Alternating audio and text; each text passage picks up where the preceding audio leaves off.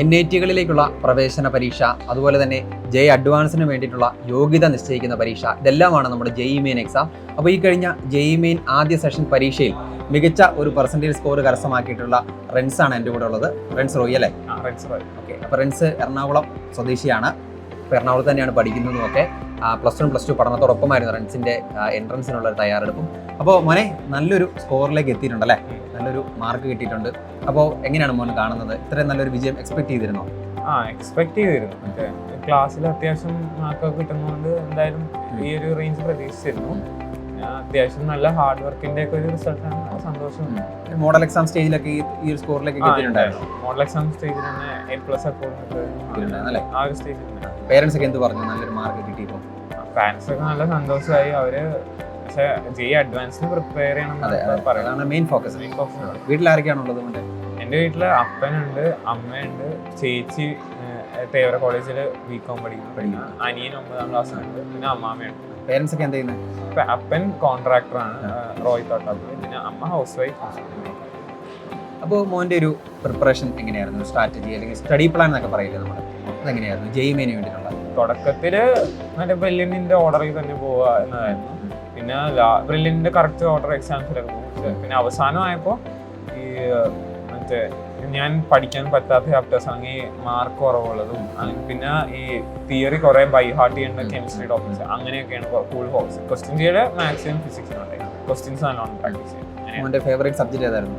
Favourite physics. Physics തന്നെ. എന്താണ് ഫിസിക്സിനോട് ഒരു താല്പര്യം തോന്നാനുള്ള കാരണം? പണ്ടേ അങ്ങനെ ഒരു താല്പര്യം ഉണ്ട് എനിക്ക്. പിന്നെ ക്വസ്റ്റ്യൻ ചെയ്യുമ്പോഴും എനിക്കൊരു രസകരമായിട്ടുള്ള ഒരു പ്രോബ്ലം സോൾവിങ് ഫിസിക്സിലാണ്. മാത്സ് ഇച്ചിരി കൂടി ടയർസമാണെങ്കിൽ കെമിസ്ട്രി ബൈ ഹാർട്ടും ആണ്. പക്ഷെ എനിക്ക് ഫിസിക്സിലാകുമ്പോൾ ഒരു എൻജോയബിൾ ആയിരുന്നു. സ്കൂളിംഗ് ഒക്കെ എവിടെയായിരുന്നു? പ്രൈമറി തൊട്ടുള്ള? ഞാൻ മറ്റേ സ്റ്റാർട്ടിങ് തൊട്ട് ഞാൻ 10th വരെ Thevara sacred hearts CMI public സ്കൂളായിരുന്നു.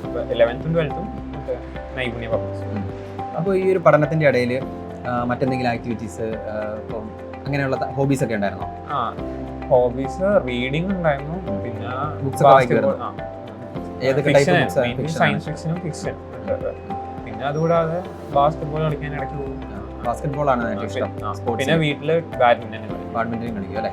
അപ്പോൾ ഇതിനൊക്കെ സമയം കണ്ടെത്തിയിരുന്നോ പഠനത്തിൻ്റെ ഇടയിൽ? ഇടയ്ക്ക് കളിക്കും. ഓക്കെ. അപ്പോൾ ഇനി JEE അഡ്വാൻസിന് വേണ്ടിയിട്ടുള്ള ഒരു പ്രിപ്പറേഷൻ ആയിരിക്കുമല്ലോ. അതോടൊപ്പം തന്നെ ഒരുപാട് പരീക്ഷകൾ വരുന്നുണ്ട്, സൊസൈറ്റി കീമൊക്കെ വരുന്നുണ്ട്, അതും എഴുതുന്നുണ്ട്. അതിന് വേണ്ടിയിട്ടുള്ള തയ്യാറെടുപ്പുണ്ട്. എന്നാലും മെയിനായിട്ടും ഫോക്കസ് ചെയ്യുന്നത് അഡ്വാൻസിൽ തന്നെയായിരിക്കും അല്ലേ? അപ്പോൾ അതിൻ്റെ ഒരു പ്രിപ്പറേഷൻ ഇനി എങ്ങനെ മുമ്പോട്ട് കൊണ്ടുപോകാനാണ് മോൻ്റെ പ്ലാൻ?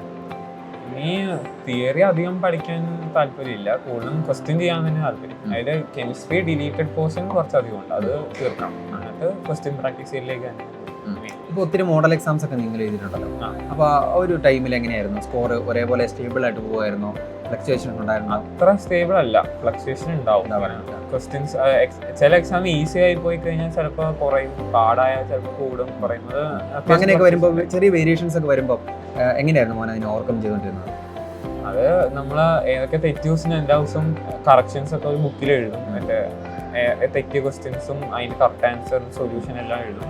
പിന്നെ അതനുസരിച്ച് ഏത് ചാപ്റ്റർ വല്ല ഡിഫിക്കൽട്ടി ഉള്ളതാണ് പ്രശ്നമെങ്കിൽ അത് കൂടുതൽ ഫോക്കസ് ചെയ്ത് പഠിക്കണം. അതുപോലെ തന്നെ ഇതിൻ്റെ ഒരു സപ്പോർട്ട് ഉണ്ടല്ലോ മോന്, ഇത്ര നല്ല വിജയം കിട്ടാനായിട്ട് ഒരുപാട് പേരുടെ സപ്പോർട്ടും കാര്യങ്ങളൊക്കെ ഉണ്ടായിരുന്നു. അപ്പോൾ അതൊക്കെ ഒന്ന് പറയാമോ? വീട്ടിൽ നിന്ന് നല്ല സപ്പോർട്ട് ഉണ്ടായി. അവര് എല്ലാതരം സഹായം ചെയ്തു. കൂടുതൽ കഷ്ടപ്പെടുത്താതെ എല്ലാം നല്ല ഈസി ആക്കി, എല്ലാം നല്ല സഹായം. പിന്നെ മറ്റേ ബ്രില്യൻറ്റിൻ്റെ ഡൗട്ട് ക്ലിയറൻസ് സെഷൻ, ലൈബ്രറിയാണ് ഏറ്റവും ഉപകാരമുള്ള കാര്യം, ബ്രില്യൻറ്റ് ലൈബ്രറി. പിന്നെ ക്ലാസ്സസ് നല്ലോണം അറ്റൻഡ് ചെയ്തിരുന്നു. Sebastian sir, Nikhil sir, director സാറൊക്കെ മോട്ടിവേഷൻ തരും. ഓക്കെ. അപ്പോൾ ഇനിയുള്ള പരീക്ഷകൾ ഇതുപോലെ തന്നെ മുമ്പോട്ട് പോട്ടെ, നല്ല വിജയം നേടാനായിട്ട് റെൻസിന് സാധിക്കട്ടെ എന്ന് ആശംസിക്കുകയാണ്. മോനെ all the best. Thanks. Brilliant Study Center, India's #1 coaching center for NEET and JEE.